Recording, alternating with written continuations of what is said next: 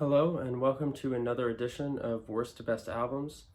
Today I will be ranking the studio discography of the neo-prog band IQ.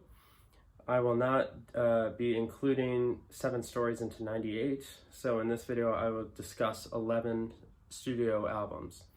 Let's dive right into my least favorite album.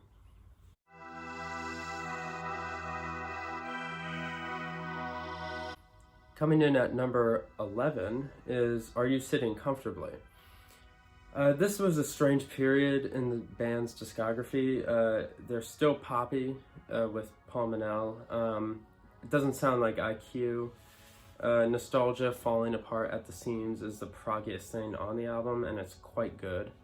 Paul Manel left the band after this album was released. And bassist Tim Esau left the band shortly after the release of this album, but rejoined in 2011. My favorite tracks have to be War Heroes, Nostalgia / Falling Apart, At the Seams, and Orange.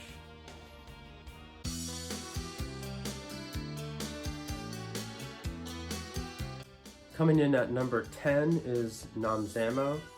This is the first album with Paul Manel on vocals. It started to sound like a pop band rather than a prog band.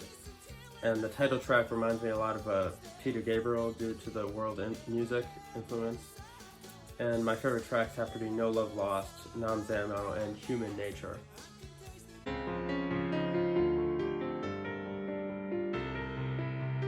Coming in at number 9 is Resistance. This is the most recent album in the band's discography. This is the album which broke the band's run of album masterpieces since 1993, in my opinion. So from Ever all the way to The Road to Bones, I think every album in between has been a masterpiece. This, unfortunately, has not really followed through with that. And but it does have interesting musical passages. It just lacks hooks or standout moments. The album is quite long, even for IQ standards, and I don't think it's totally justified. A Missile is a powerful opener, but sounds very similar to the Road to Bones album opener From the Outside In. If anything, it reminds me of Hold on My Heart by Genesis. It has the same drum machine and cheesy 80s synth sound. The epics are good, but are easily the weakest in the band's discography. And my favorite tracks have to be Shallow Bay, The Great Spirit Way, and Fallout.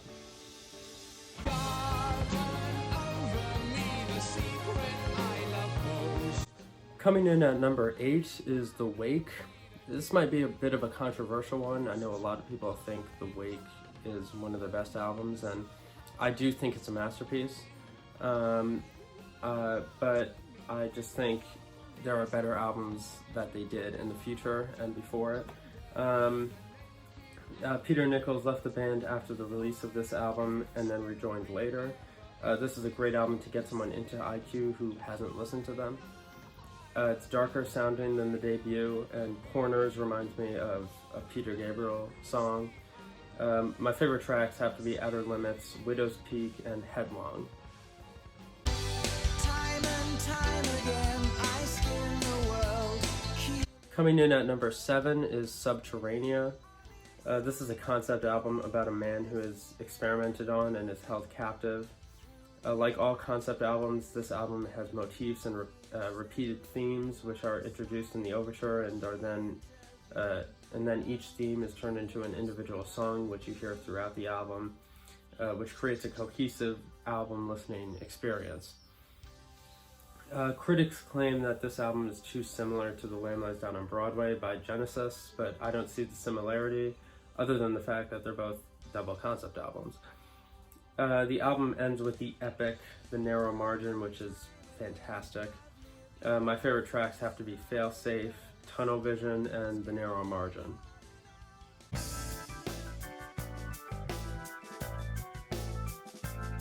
Coming in at number 6 is Frequency.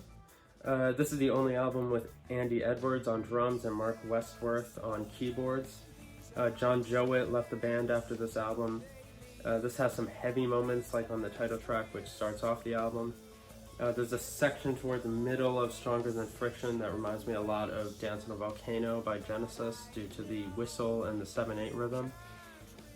And my favorite tracks have to be Frequency, Riker Skies, and The Province of the King.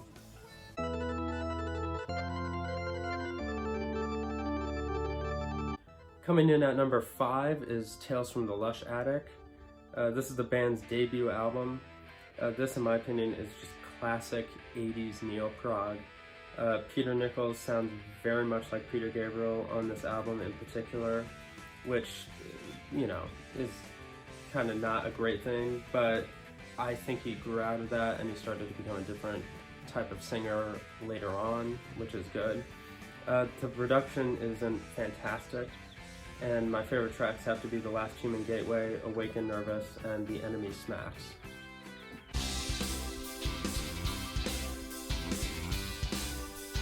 Coming in at number 4 is The Seventh House.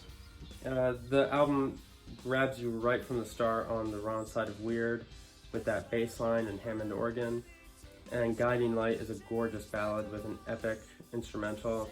My favorite tracks off of this have to be The Wrong Side of Weird, The Seventh House, 0 Hour, and Guiding Light.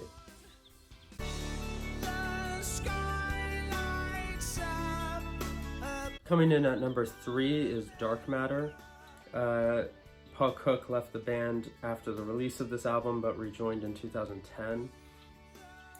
This is the last album with Martin Orford.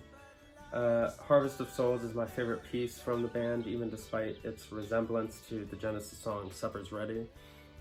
Favorite tracks have to be Sacred Sound and Harvest of Souls.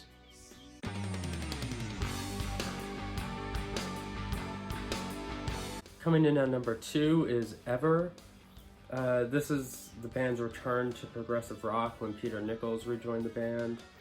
This is the first album to feature John Jowett on bass.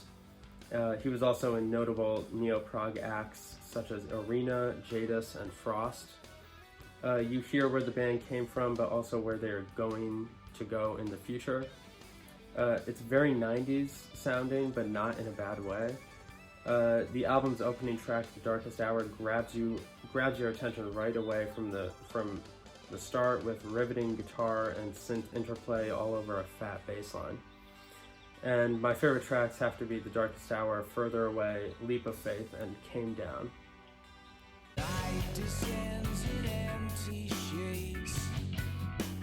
Coming in at number 1 is The Road of Bones. Tim Esau and Paul Cook reunite with the band on this album. This is the first album with keyboard player Neil Durant. It's a concept album about a serial killer. The first album is perfect, while the second album is amazing. This is probably the darkest album in their entire discography, which says a lot in terms of just the music and the subject matter. And my favorite tracks have to be The Road of Bones, Without Walls, Ocean, Until the End, and Constellations. I hope you enjoyed this worst to best video. If you did, please leave a like, a comment on your ranking of the IQ Studio discography, and subscribe.